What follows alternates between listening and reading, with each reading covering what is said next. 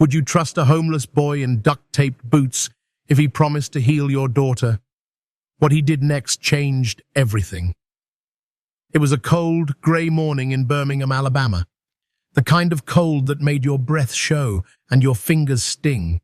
People hurried in and out of the Children's Medical Center on 7th Avenue, clutching coffee cups, bundled in scarves, trying to escape the chill. But one person wasn't rushing. He sat quietly on a flattened cardboard box near the revolving doors, a worn notebook in his hands. His name was Noah Williams. Just 9 years old, he wore an oversized coat with sleeves rolled up, and one of his boots was held together by duct tape. A red knit beanie rested low on his forehead, barely covering his ears. But Noah didn't beg, didn't ask for help. He just sat, drawing in his notebook or watching the people who passed by. He was there most Saturdays. Some of the hospital staff had tried to shoo him away when he first started showing up, but after a while, they gave up.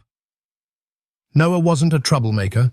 He smiled when spoken to, and when he wasn't sketching, he was just watching, always watching. Across the street, a sleek black SUV idled by a fire hydrant. The engine hummed softly, but the driver didn't move. Inside sat Michael Carter, a man in his late 40s, with graying temples and tired eyes. His sharp jawline showed the strength of a man who once commanded boardrooms, but today he looked like someone running out of hope.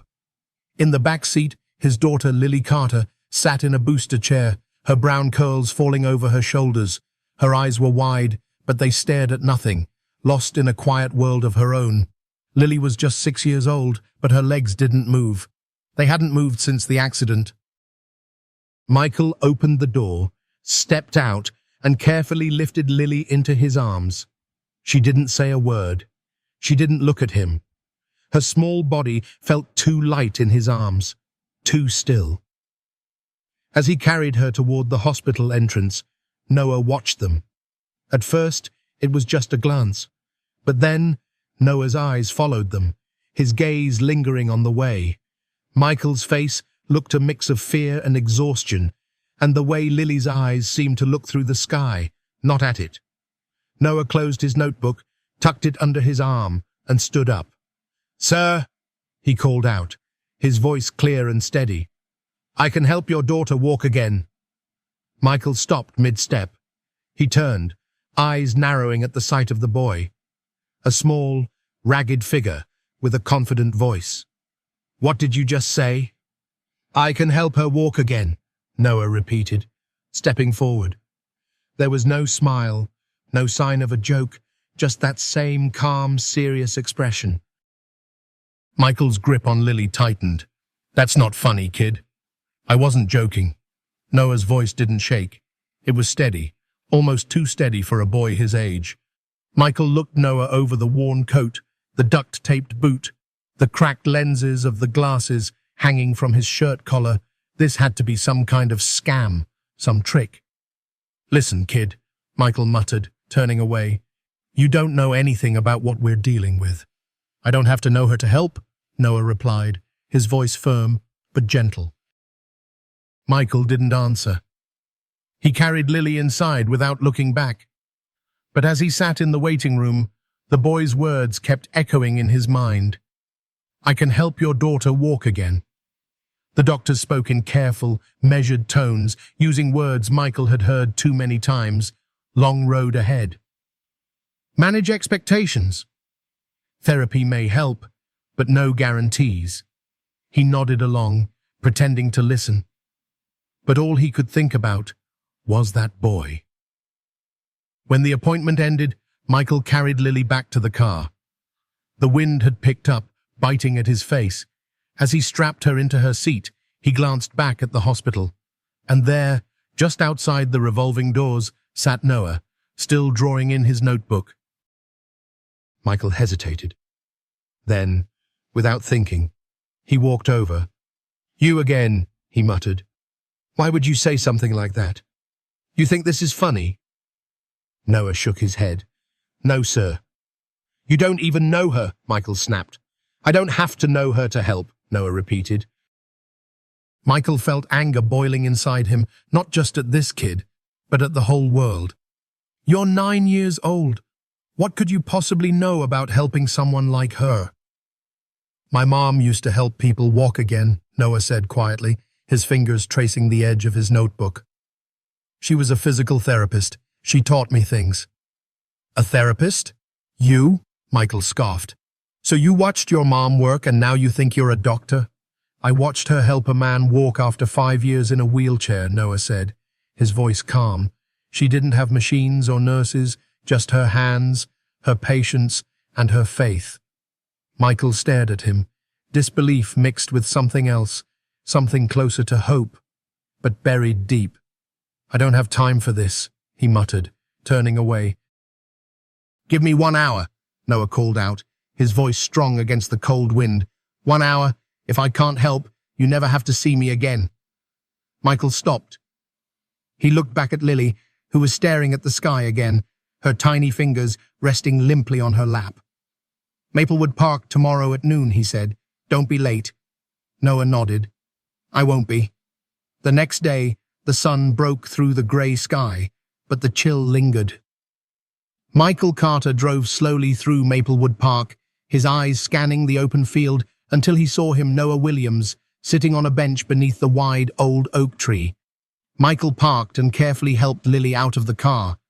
Her small body felt weightless, too light, wrapped in a thick coat. Her eyes wandered, curious but quiet, while Michael pushed her wheelchair across the uneven grass. Noah stood up when he saw them, his oversized coat flapping slightly in the breeze, the duct tape on his boot catching the sunlight. He had a small gym bag at his feet and a folded towel laid neatly beside him. You came, he said, his voice calm, like he knew they would. You said 1 hour, Michael replied, his voice guarded. Don't waste it. Noah nodded. I won't. He opened his bag and pulled out a few simple items, a warm cloth wrapped in plastic, a small tennis ball, a jar of cocoa butter, and a second folded towel. Michael raised an eyebrow.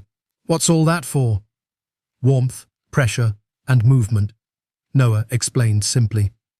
He looked at Lily. Hi, Lily. Lily glanced up, her eyes widening slightly.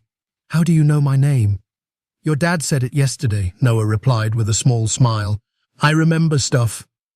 Michael's arms crossed over his chest. This better not be some game, kid. It's not. Noah's voice was steady. He knelt beside Lily, carefully placing the warm cloth over her thighs. This will help relax your muscles, he explained softly. If anything feels weird or hurts, just tell me. Lily nodded, her tiny hands resting on her lap.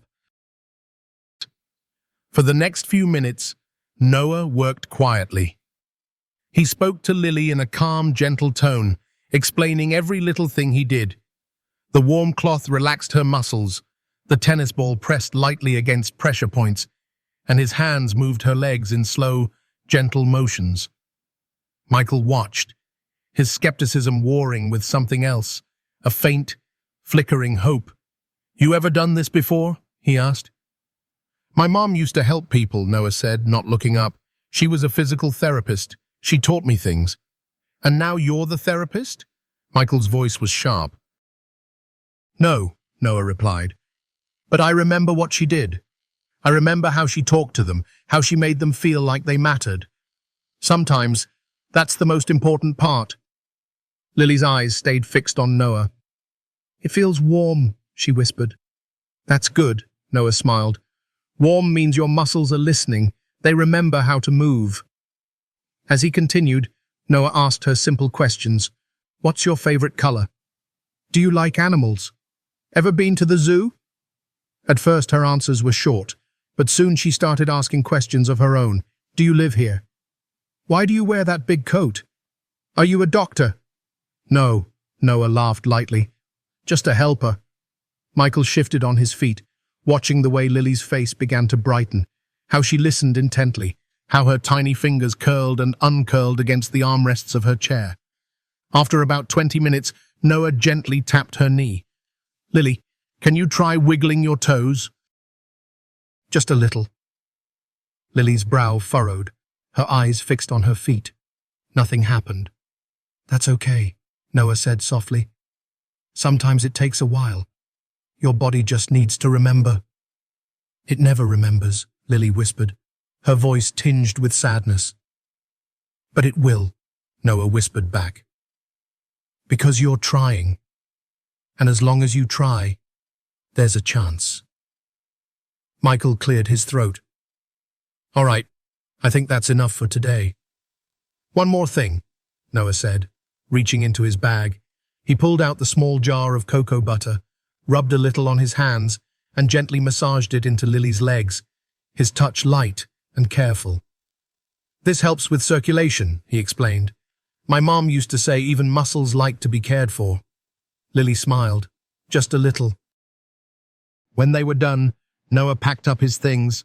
If you want, we can try again next week. Sometimes it takes a few tries. Michael didn't answer right away. He looked at Lily, saw the tiny hint of a smile still lingering on her lips. Same place? He asked. Noah's smile widened. Same place. Michael helped Lily back into the car, and as he closed the door, he looked back at Noah, the boy with the duct-taped boots and the warm, steady voice. Why are you doing this? Michael asked, his voice softer now. Because I remember how it felt when someone helped me, Noah said simply. Michael stared at him for a moment longer. Then, without another word, he climbed into the SUV and drove away. But in the rearview mirror, he saw Noah still standing there, his small figure framed against the cold grey sky, waving gently. The following weekend, Michael and Lily returned to Maplewood Park. This time, Lily seemed more awake, her eyes searching for Noah even before Michael parked the car, and Noah was already there, his oversized coat wrapped around him, his bag of supplies neatly placed beside the bench. Hi, Lily, Noah greeted with a warm smile as they approached. Hi, Lily whispered, a tiny smile of her own peeking through. Michael set up the wheelchair, but this time he didn't step back. He stayed close, watching every movement. Noah pulled out the familiar warm cloth, the tennis ball, and the small jar of cocoa butter. We'll start the same way, Noah explained, gently placing the warm cloth over Lily's legs. Warmth first. Helps your muscles wake up. Lily nodded, her tiny fingers tapping on the armrests. Michael noticed how her eyes stayed focused on Noah, how she leaned forward slightly, listening to every word. What did you draw today? She asked suddenly. Noah smiled. A rocket ship. It's not very good, but I like drawing them. I like stars, Lily whispered. I used to watch them with my dad. Michael's heart ached at her words, but he stayed quiet, letting her talk. Noah's hands moved gently, his voice soft but clear. Stars are just like us, Noah said. Sometimes they seem small, but they're big. Sometimes they fade, but they never really disappear. Lily's smile grew, just a little. Noah began the gentle exercises, moving Lily's legs carefully, helping her stretch. Michael watched, his arms crossed, but his expression softer now. Can you feel this? Noah asked, gently tapping Lily's knee. No, she whispered, her voice tinged with a hint of sadness. That's okay, Noah assured her. Sometimes it takes a while, but you have to keep trying. Why do you help people? Lily asked, her voice curious. Noah paused, his hands still for a moment. Because my mom used to. She helped people who couldn't walk, people who thought they couldn't get better. She said everyone deserves a chance. Where is she? Lily asked softly. She passed away, Noah whispered, his voice quiet. Lily didn't speak, but she reached out, her small hand touching Noah's sleeve. Noah smiled, just a little, and continued working. Michael shifted, the words settling in his chest. He cleared his throat. So you just come here and help people? Sometimes, Noah nodded. Sometimes they let me help at the shelter. Sometimes I just draw. What about school? Michael asked, trying to understand. I used to go, Noah answered. But things got hard after Mum passed. Michael didn't press further. But in his mind, a new thought began to form a mix of admiration and sadness. After about 30 minutes, Noah gently tapped Lily's knee again. Can you try wiggling your toes? Lily stared, her brow furrowed. For a second, nothing happened, but then, one of her toes twitched. "Did you see that?" Michael breathed, leaning forward. "I did," Noah grinned. "See, Lily? Your body remembers." Lily's smile was brighter now. "Can I try again?" "Of course," Noah nodded. "The more you try, the more it remembers." They practiced for another 20 minutes, Lily concentrating hard, her toes twitching. Now and then Michael watched with growing hope, a quiet smile spreading on his face. When they were done, Michael helped Lily back into the car, but before they left, he looked at Noah. "We'll be here next Saturday." Noah's smile widened. "I'll be here." But as they drove away, Michael's mind raced. This boy, this child who seemed to know so much, who gave so much without asking for anything. Who was he? Where did he come from? That night, Michael sat at his desk, staring at his computer screen, his phone in his hand. He wanted to know more about Noah. Who was this boy? Why did he care so much? But as he began typing, his phone buzzed. It was a text from Lily. "Dad, I felt my toes today." Michael's eyes blurred with tears. He put down the phone, leaning back, his chest tightening. For the first time in a long while, he felt something he thought he had lost. Forever hope. Meanwhile, Noah walked back from the park, his hands tucked into his oversized coat. The sun was setting, casting a soft orange glow across the city. He smiled to himself, thinking of Lily's tiny smile, of her toes twitching, of the way Michael had leaned in, his disbelief melting into joy. And for Noah, that was enough. As the weeks passed, Saturday at Maplewood Park became a ritual, rain or shine. Michael and Lily always showed up, and Noah was always waiting. Sometimes there were clouds thick with grey, other times the sun broke through, spilling light across the grass. But the routine never changed. Noah's methods were always gentle, always careful. Warm cloths, light massages, gentle stretches. He spoke to Lily in that calm, steady voice, the kind that made her feel safe, like nothing bad could happen while he was there. And bit by bit, Lily's progress became visible. Her toes wiggled more, her legs responded slightly to Noah's touch. But it wasn't just her body that changed. Her smile grew brighter. Her laughter came easier, and her eyes sparkled whenever she saw Noah waiting by the oak tree. Michael saw it too. He saw how Lily's spirit was coming back, how she seemed to light up whenever Noah was around. And with every Saturday, Michael's skepticism faded. He found himself looking forward to these visits, not just for Lily, but for the quiet peace they brought him. But it wasn't just them. As the weeks passed, a few other families noticed parents walking their kids through the park would stop and watch, some curious, some skeptical. One day, a mother with a young boy in leg braces approached. "Does he help?" she asked Michael, her voice filled with hope.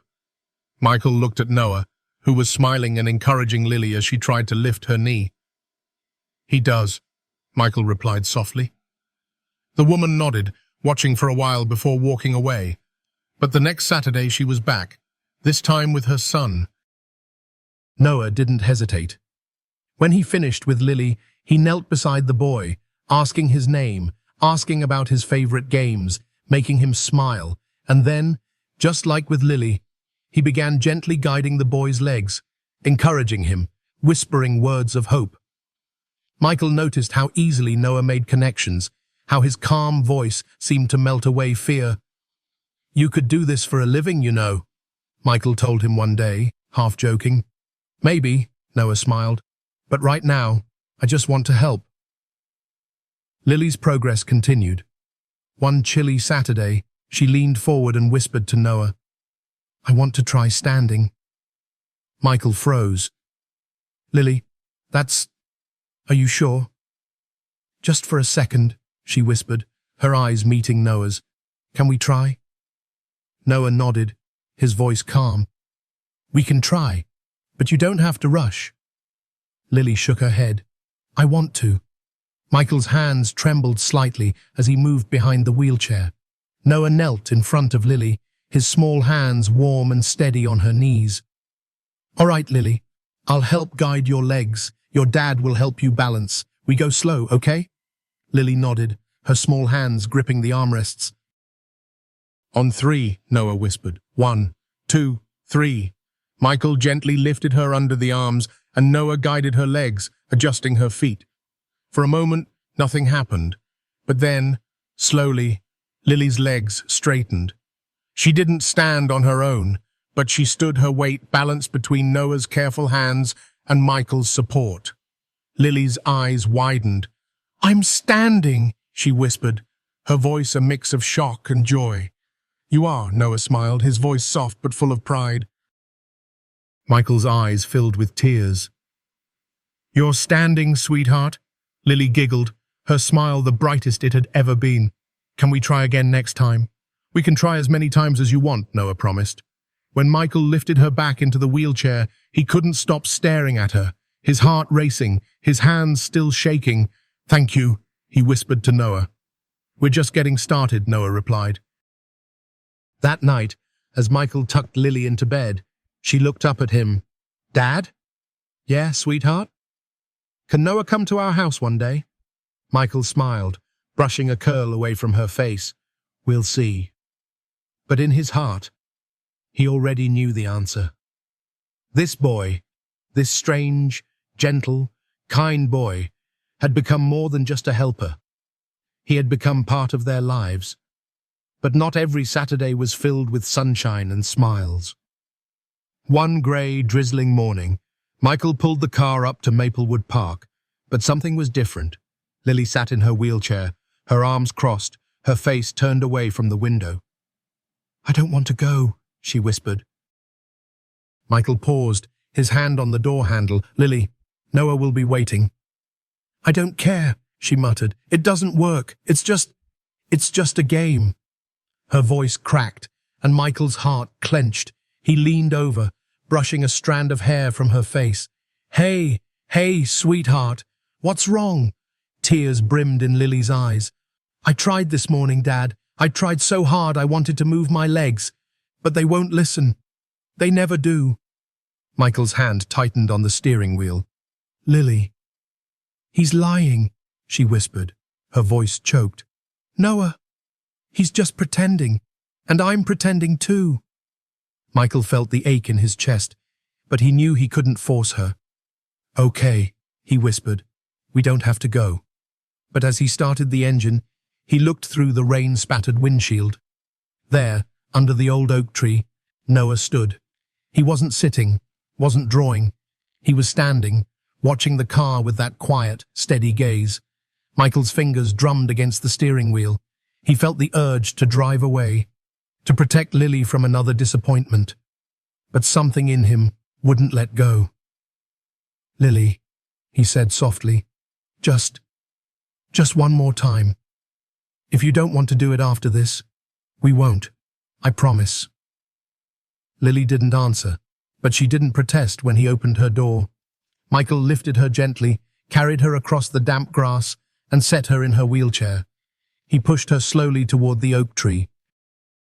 Noah stepped forward, his face calm, but his eyes searching Lily's. "Hi, Lily."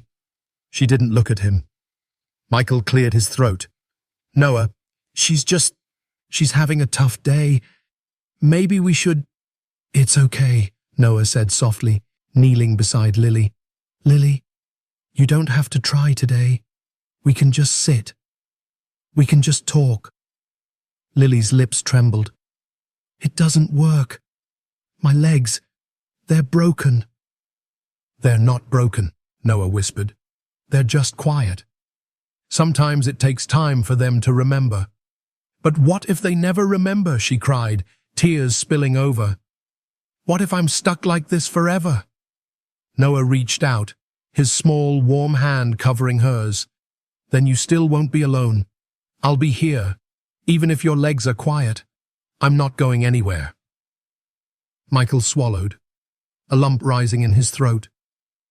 He watched as Noah's calm words slowly reached through Lily's fear. "Do you know why I wear this coat?" Noah asked suddenly, a gentle smile breaking through. It's too big, right? Lily blinked, surprised by the question.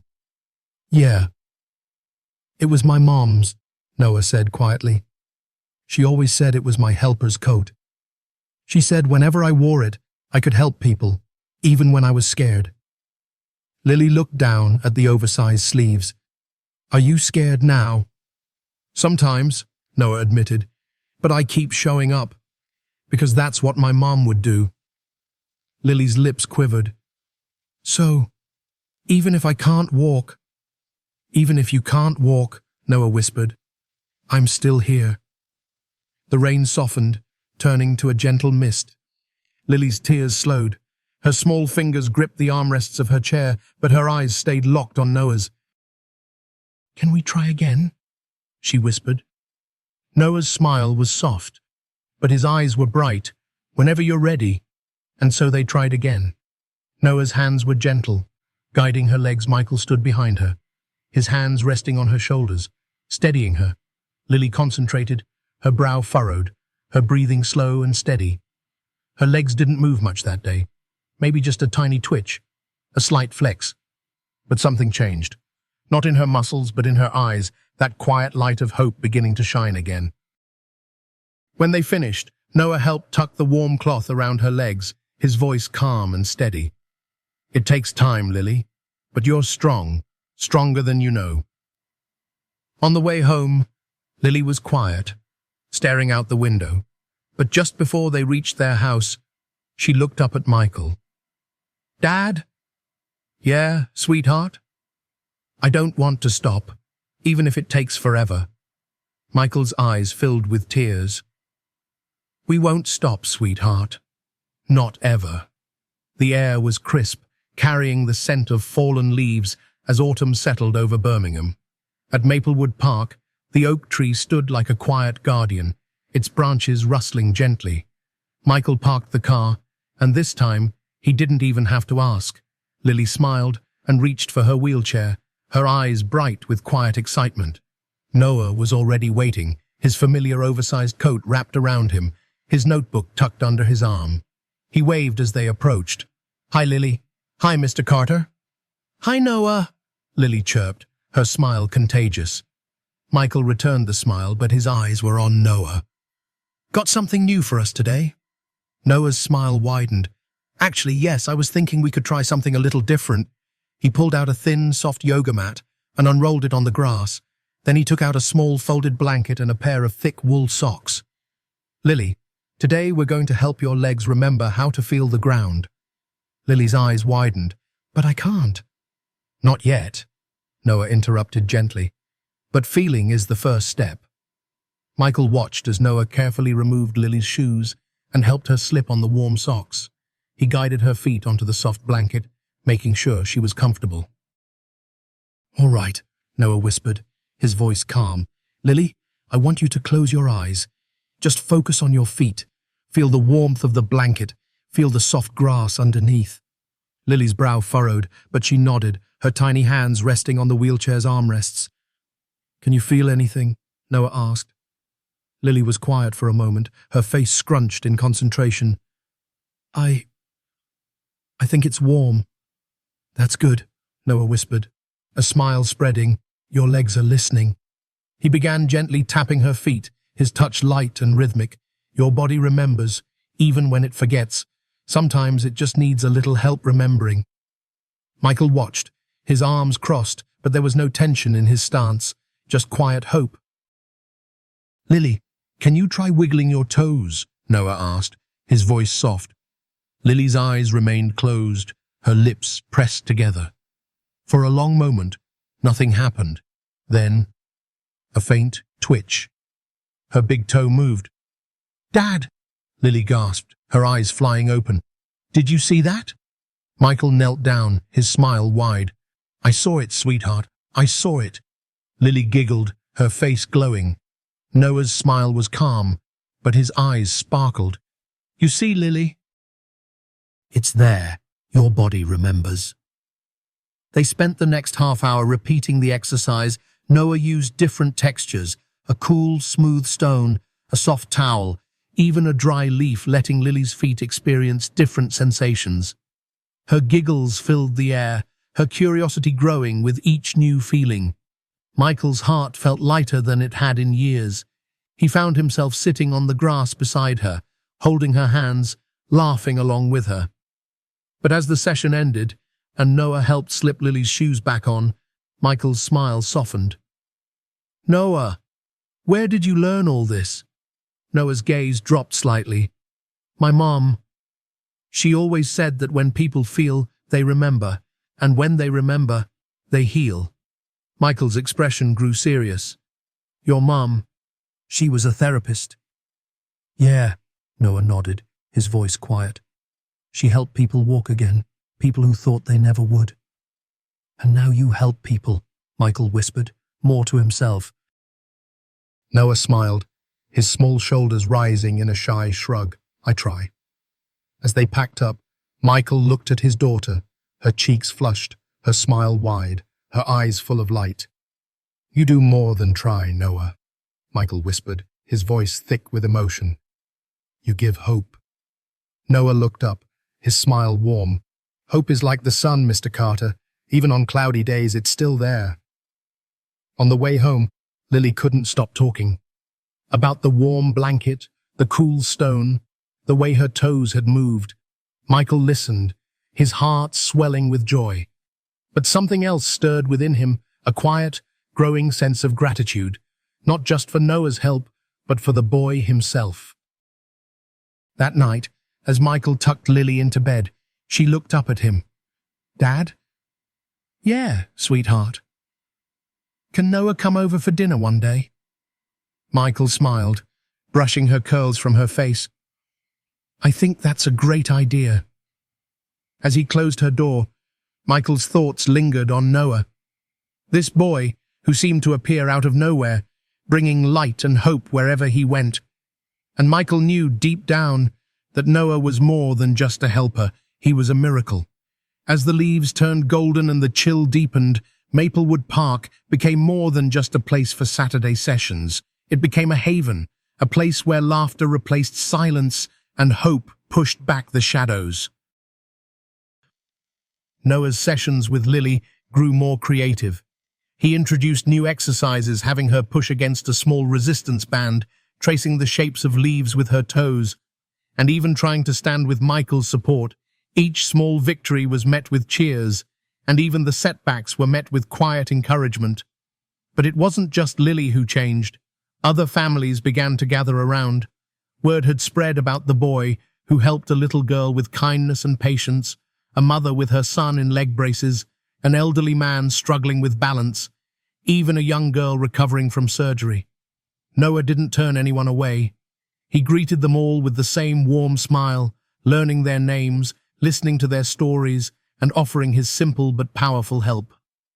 Maplewood Park was becoming a place of healing. One chilly morning, as Noah helped a young boy stretch his legs, Michael leaned against the oak tree, watching. His eyes wandered to Lily, who was now trying to stand on her own with Noah's gentle guidance. Her fingers gripped the back of the bench, her legs trembling, but she didn't fall. And then she took a step, just one, wobbly and unsure, but a step nonetheless. "You did it!" Noah grinned, his voice bursting with pride. Lily's eyes widened, and then she laughed, a bright, clear laugh that seemed to cut through the cold air. Michael's heart pounded. "That's my girl," he whispered, his voice thick with emotion. But just as his joy surged, he noticed something else. In the distance, a figure stood by the park's entrance, watching. A woman, her face shadowed by a wide scarf. Michael's expression tightened, but when he blinked, she was gone. That evening, as Michael tucked Lily into bed, she looked up at him, her smile wide. "Dad, did you see me? I took a step." "I saw, sweetheart. You were amazing." "I want to try 2 steps next time," she whispered, her voice sleepy but determined. "We will," Michael promised. But that night, as he sat alone in the living room, Michael's thoughts kept drifting to the woman by the park. Was she just another onlooker? Or was she someone with a connection to Noah? The next Saturday, as Michael helped Lily out of the car, he scanned the park. Noah was there, as always, his bag of supplies by the bench. But Michael's eyes kept drifting to the park's edge, looking for the woman. After the session, as Noah packed his things, Michael approached. "Noah, can I ask you something?" "Sure," Noah smiled, his hands carefully folding the warm towel. "There was a woman watching a few times now. Do you know who she is?" Noah's smile faltered, his gaze dropping. I don't know." But Michael could see the hesitation. "Noah, is she looking for you?" Noah's shoulders slumped slightly. "Maybe." Michael's voice softened. "Are you in trouble?" "No," Noah whispered. "Not trouble, just I think she's someone I used to know." "Do you want to talk to her?" Michael asked gently. Noah's eyes met his, a mix of fear and longing. I don't know." Michael knelt down, his hand resting on Noah's shoulder. "You're not alone, Noah. Whatever this is, you don't have to face it alone." Noah's smile returned, but it was tinged with sadness. "Thanks, Mr. Carter." That night, as Michael sat by his window, watching the streetlights flicker, he couldn't shake the feeling that something was changing, that Noah's quiet strength was hiding something deeper, a story yet to be told. And he knew, deep down, that he wouldn't rest until he knew it. The first snow of winter dusted Maplewood Park like powdered sugar, blanketing the grass in a soft, sparkling white. Michael and Lily arrived, bundled in thick coats and scarves. Lily's cheeks were pink from the cold, but her smile was bright. Noah was there, as always, his oversized coat now paired with a bright red scarf that looked almost new. He waved as they approached, his breath forming small clouds in the crisp air. "Snow doesn't stop us," Lily giggled, waving back. "Nothing stops us," Noah grinned, his voice warm despite the chill. But as they settled in, Michael noticed a few new faces, two mothers standing at the edge of the park, whispering to each other. One had a young boy leaning on crutches, the other held the hand of a little girl with a brace on her arm. "They're watching," Michael whispered to Noah as he set up the yoga mat and warm towel. "It's okay," Noah nodded. "Sometimes seeing is believing." Noah began his usual gentle exercises with Lily, guiding her legs, asking her to focus on the feeling of the warmth, the light pressure, the gentle movements. But today, something was different. Lily's toes wiggled almost instantly, and her knees bent slightly with just a little help. "You're getting stronger," Noah whispered, his smile growing. "Your legs, remember." Lily's smile was bright, her eyes shining. "Can I try standing again?" Michael's heart raced.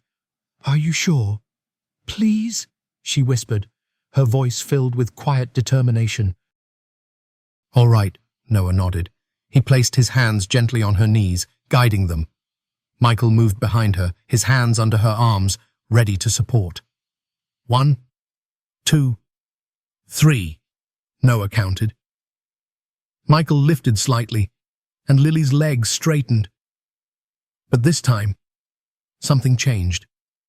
She leaned forward, her weight pressing down through her feet. She wasn't just being held. She was standing, really standing. "Dad," she gasped, her voice a mix of shock and joy.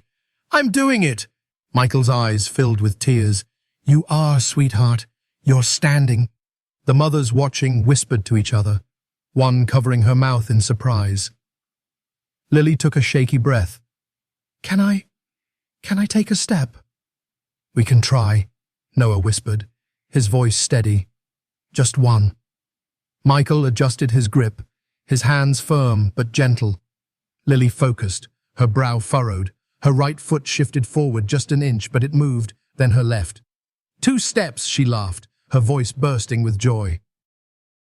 Michael lifted her, spinning her gently, laughing. "That's my girl!"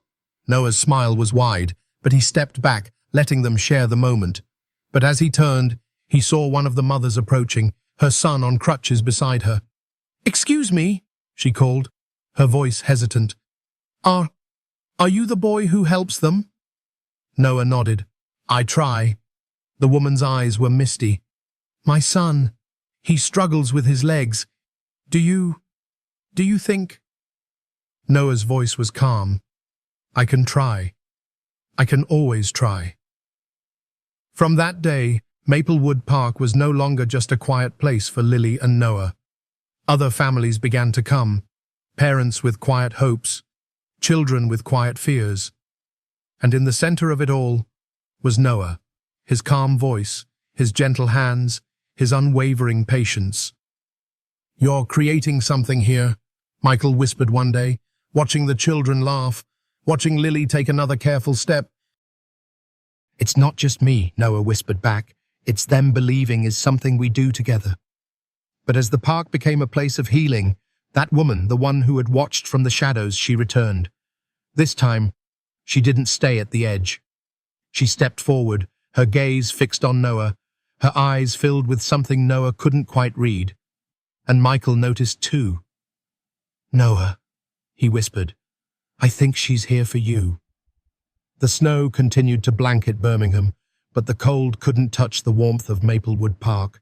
More families began to arrive, parents with hopeful eyes, children bundled in coats, each seeking the quiet magic Noah seemed to bring. But Noah's gaze often drifted to the edge of the park, where the woman stood. She returned almost every week now, watching from a distance, but this time she stepped forward. Noah, she called softly, her voice carried by the crisp air. Noah froze Michael, helping Lily with her stretching, looked up, his gaze sharp. Noah, who is she? Noah's hands trembled slightly. I think she's... He stepped forward. Mom? The woman's eyes filled with tears. Noah, it's me. Michael's heart raced. He moved to stand beside Noah, a quiet, protective presence. Is this your mother? Noah's voice was small. My aunt. I thought she was gone. The woman rushed forward, kneeling in the snow, her arms wrapping around Noah. I never stopped looking for you after your mother. I tried. Noah, I tried.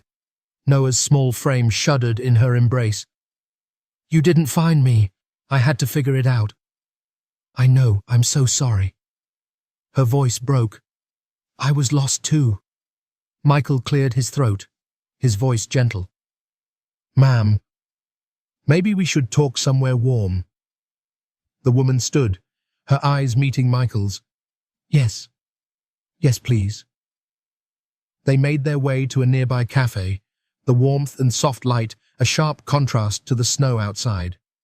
Noah sat across from the woman, his hands clutching his coat sleeves. I'm Grace, she whispered. Your aunt, your mother's sister. Why didn't you find me? Noah's voice was small but sharp. I tried, she whispered, tears slipping down her cheeks. After your mother passed the house, it was gone. And I didn't know where you were. Noah's lips trembled. I thought I was alone. Grace reached for his hands. You're not alone. Not anymore. Michael watched quietly, his heart aching for the boy who had given so much hope to others but had been carrying so much loneliness himself. Grace, Michael's voice was gentle. Noah has become family to us. He's helped Lily in ways no one else could. Grace's tearful smile widened. That's who he is, always helping, just like his mother. They talked for over an hour, Grace explaining how she had been searching, how she had seen Noah at the park but didn't know how to approach. Noah listened, his face a mix of relief and caution. You want me to go with you? Noah whispered. Grace's voice was gentle. Only if you want to. But if you're happy here. Noah's eyes darted to Michael, to Lily, to the small smiles they offered. Can I stay with them? He whispered, his voice fragile. Michael's heart surged. Of course, Noah. You always have a place with us. Grace's tears fell again, but she smiled. Then I'll visit. I'll be here. They left the cafe, And as they stepped back into the snow, Grace hugged Noah tightly. "I won't disappear again," she whispered. Noah's arms wrapped around her. "Promise? Promise." Michael watched as they parted, and he saw something new in Noah's eyes. Not just the calm strength, but a quiet sense of belonging. "Ready to head home?" Michael asked. Noah smiled, brushing a snowflake from his nose. "Yeah, home." Winter melted into spring, and the snow gave way to soft green leaves and blooming flowers. Maplewood Park was alive with laughter, the air filled with the sound of children playing, parents chatting, and the gentle hum of hope that seemed to linger in the breeze. Noah was there, as always, his oversized coat a bit more worn, but his smile never faded. Michael and Lily arrived, but they weren't alone. Grace, Noah's aunt, now joined them regularly. She stood with a quiet smile, watching as Noah continued to help, his gentle voice and calm touch guiding not just Lily, but now a group of children. Lily could now walk several steps without help. Her laughter echoed through the park, her joy infectious. Michael's heart swelled with pride each time he saw her run. Yes, run across the grass toward Noah, her curls bouncing, her voice bright with joy. But it wasn't just Lily. Other children who once struggled now walked, stretched, laughed. Noah had become a quiet leader, his simple methods bringing light to so many lives.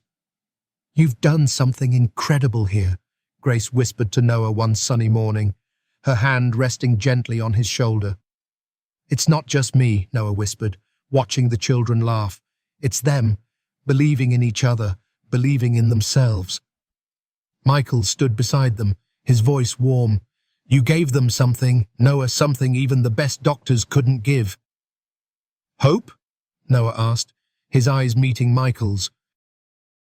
"Yes," Michael smiled, "and a reason to keep trying." But as the sun climbed higher, a car pulled up to the edge of the park. A familiar face stepped out. Dr. Harrison, one of the therapists from the hospital. His eyes scanned the park, then settled on Noah. "Excuse me," Dr. Harrison called, approaching. Are you the boy who's been helping these kids?" Noah hesitated. I just try." "I've heard about you," Dr. Harrison smiled. "Would you be willing to come by the hospital, show us some of your methods?